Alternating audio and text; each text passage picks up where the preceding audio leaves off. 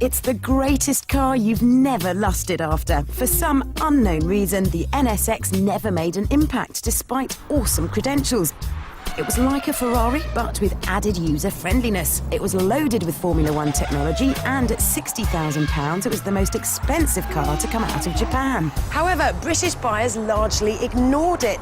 For instance, since January this year, they've sold only 10.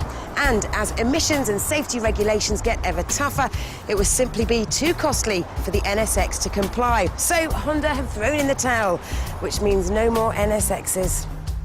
To mark the occasion, we've decided to give an absolute minter away as this week's competition prize. But first, here's the obituary.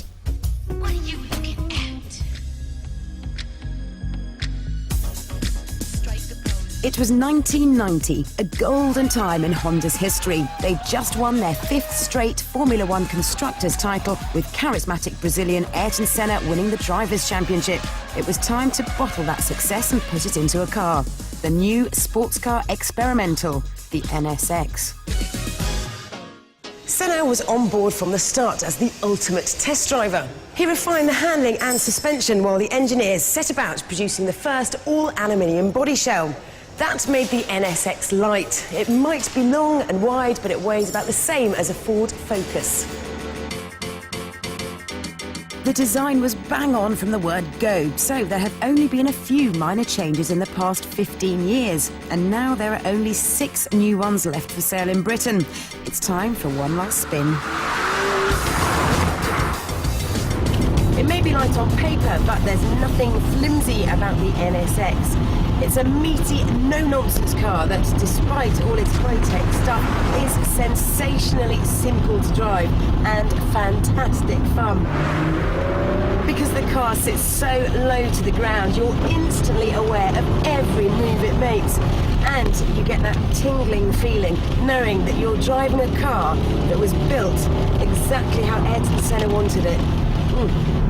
It has an ideal layout, a mid-mounted engine for optimum balance, and oh, what an engine! It really is a masterpiece. A 3-litre V6 with 4 cams, variable valve timing, titanium conrods, and a rev limit of 8,300.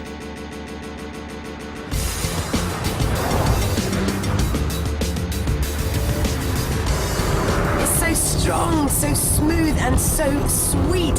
I love the way that it starts to bark halfway through the rev range, and you can really feel when those 280 horses really become their most potent. The whole driving experience encourages you to grab another gear, which I'm very happy to do. Admittedly, there's no getting away from the fact that this isn't as fresh as today's offerings, but therein lies its charm. It is not intimidating. It is an everyday, take it to the supermarket supercar, but it's still capable of 170 miles an hour.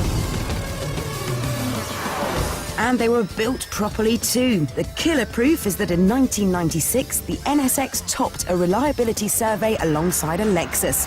Japan's first supercar made the temperamental European opposition look silly. There has been a star-studded list of owners. Ayrton Senna had a couple.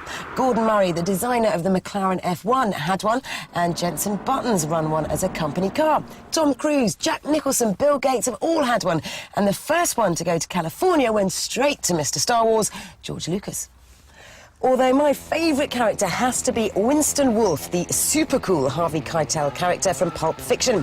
He has to go and sort out John Travolta, Samuel L. Jackson and Quentin Tarantino. He finds out where they are and then he says, "That's 30 minutes away, I'll be there in 10.